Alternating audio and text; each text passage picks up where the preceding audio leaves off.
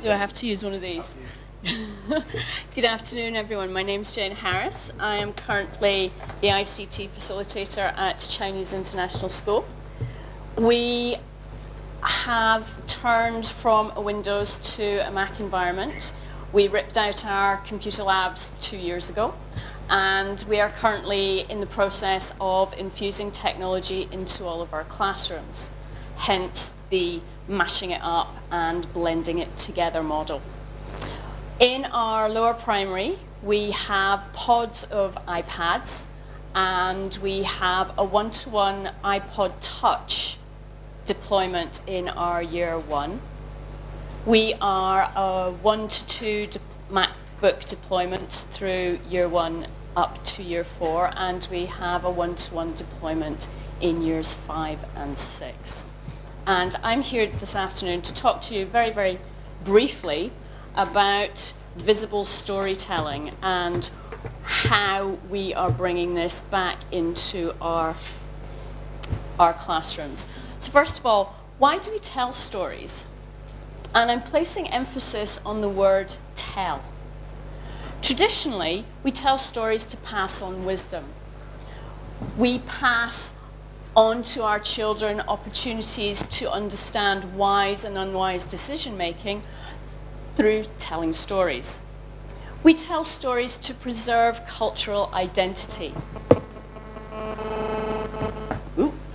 We tell stories to develop listening skills, to develop imagination, and these skills empower our learners, and they help them to become self-confident and to use their imagination and to become inventive. We use stories to help to develop verbal communication. Verbal communication is a necessary skill to enable us to express our thoughts and our feelings, to be able to negotiate situations, to discuss ideas, to become accepted members of our community and society.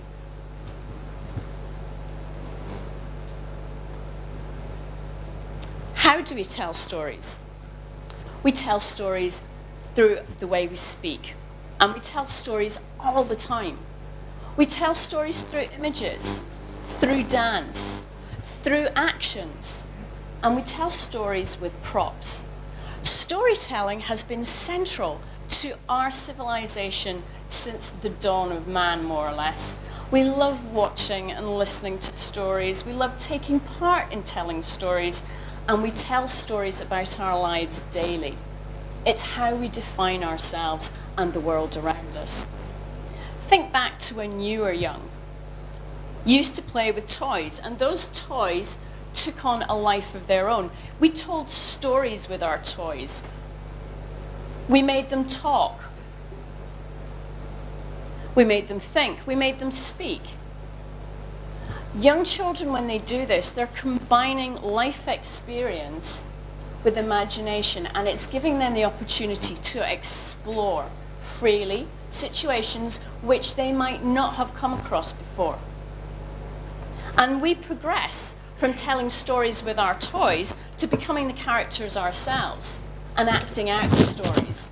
And then, guess what? Education comes along, takes it all away, as literacy becomes focused on textbooks, test scores, reading, writing, and remembering. Not so good. So how can we put the tell back into storytelling? First of all, we need to understand what literacies are today and how learners learn. And literacy is no longer confined to interacting with and decoding text. It's not just about writing and speaking and making meaning from visual images. Being literate today also involves being able to understand moving media, digital tools, auditory information, and to understand the ways in which all of these impact on how we as individuals and communities learn. As educators, we need to provide opportunities to find a balance between the analog and digital learning experiences, and to understand the ways in which we can empower our learners by leveraging technology and leveraging technology environments to help them to become critical, visible, creative thinkers and doers. It's all about culture. It's all about developing culture, but cultures don't develop overnight. And in the little question and answer session earlier on, one of the questions was about who has control. I don't agree with necessarily putting technology into the teacher's hands before you give it to the kids. I'm more inclined to give it to the learners first and see where they take it. And the reason I do believe this is because as adults, we want to control how it happens. Oh no, you can't possibly do that. I want it to happen this way. If you do that, you take away the joy of discovery. And by removing the joy of discovery from learning, you take away the core of what learning is. So in order to develop a culture, you have to look at flipping the control. You have to prepare the environment and create the conditions for change to happen. And change is about challenging the assumptions of what learners are capable of doing. And in order to do that, we have to identify where the disconnects are between our understanding of, as educators, of what our learners are capable of achieving and our understanding of as educators of the learning intelligences that our learners today possess.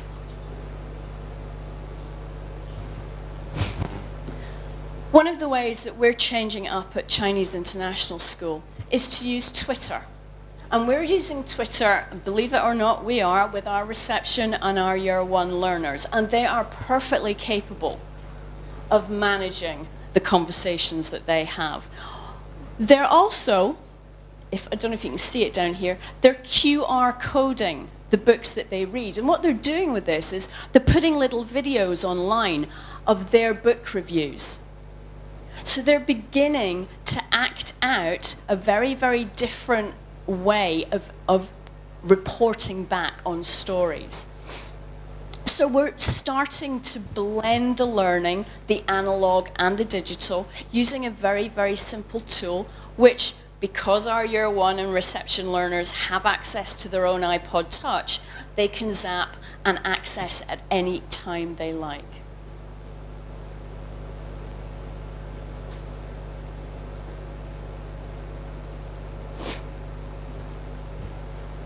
So supporting different learning intelligences through blended learning environments, which infuse mobile and handheld devices, means that the focus becomes less on the technology and more on the purpose for which the tool is being used. Handheld devices such as the iPod Touch and iPads offer opportunities for a range of learning intelligences to work collaboratively and to be able to create and demonstrate collective understanding rather than just individual remembering. But this doesn't detract from personal learning, rather it enhances it. For me, a blended learning environment prepares learners to be critical. It prepares them to be creative. It prepares them to be thinkers by encouraging them to be discerning in their observations and wicked in their questioning. It's putting control for learning back into their hands. And when you think of it, we're all hardwired to understand the world through our visual input. Our brain is, the size of our brain is more than half designed to process visual information. That's a lot of bandwidth. And yet typically, when you're working with visual media, it's not significant in our language arts curriculum. It's all about the book, and it's all about the text. Similarly, and I can see Frankie Tam sitting over the back there, similarly, the use of gaming environments as a stimulus for writing is very, very underexploited, except in the UK curriculum. And when you think of it, our learners are avid gamers today. So why are we not tapping into their expertise and their digital literacy cultures by bringing these into the classroom? storytelling, what does it look and sound like and feel like in your classroom? Is it confined to paper? If it is, then how can we tap into the learners' imaginations and life experiences? I hear teachers lament about the lack of imagination in their learners' writing, the lack of detail, the poor character development. But really, when you think of it, was it any different when we were that age? And we didn't have those technology tools available to us then, which we do now. So really, seriously, we've got to flip it up and do something differently. So in reception,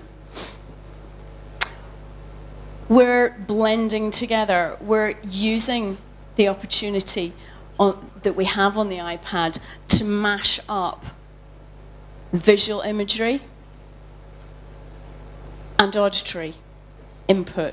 Mashing them up together in sonic pics gives you the opportunity to really understand how young children are processing their imagination and putting it into the world around them. And I hope this runs.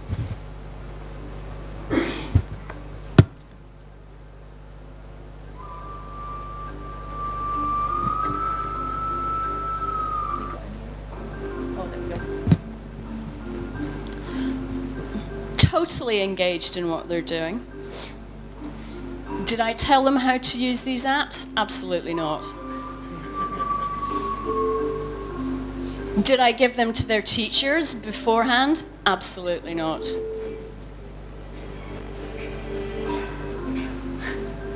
Totally student-centered, totally student-directed. Give me, oh no, you're not having my iPad, get off. We're looking at collaboration in a different way. We're looking at using the iPad as a tool, not focusing necessarily on the apps, but what we can get out of it as a result.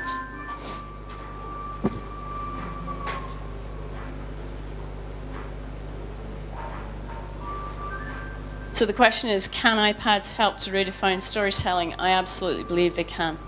龙先生让大家笑，龙先生碰到一个小虫，龙先生和虫一小虫一起。Once upon a time, there were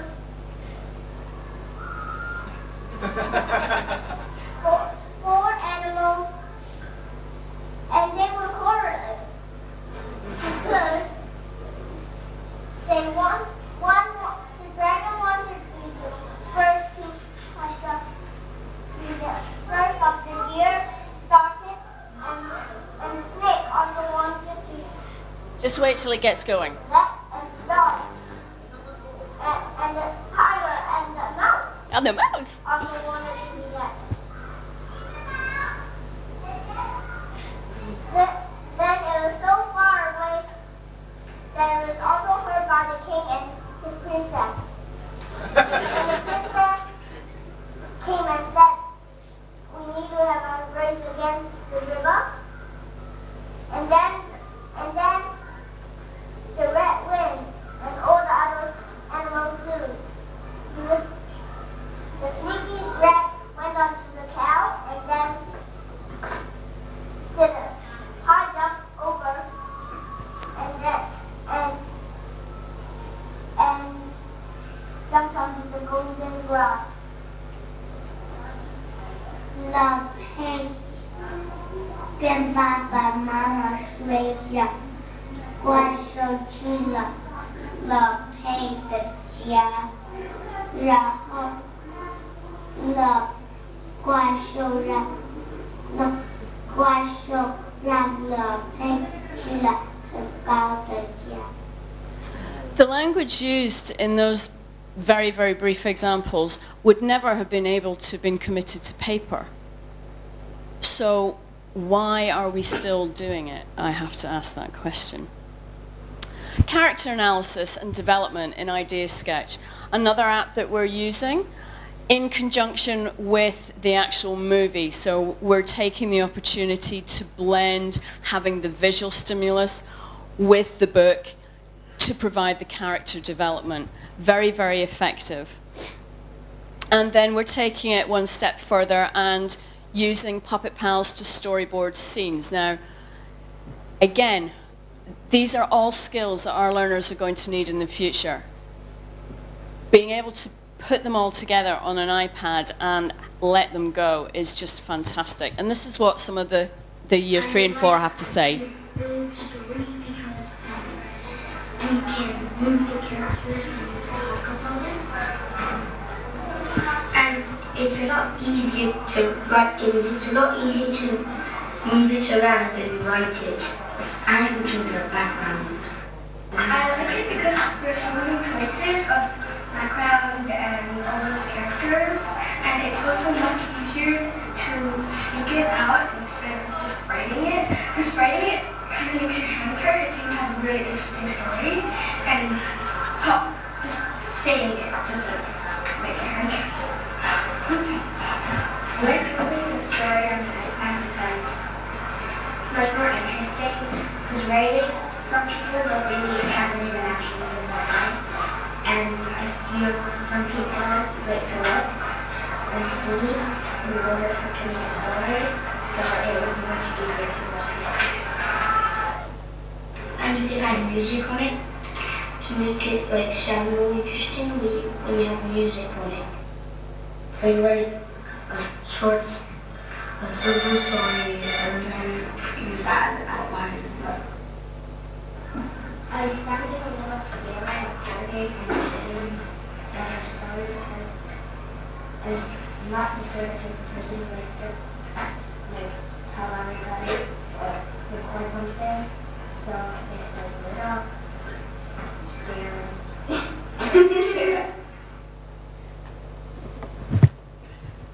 So in conclusion, I think it's time that we really, really focused ourselves as teachers on providing the opportunities to expand what literacy means in the classroom today. And if that means that we need to relook at what understanding is in terms of the way that our children are able to demonstrate that to us, then we need to compare what traditional literacies mean as opposed to emerging literacies. Thank you very much.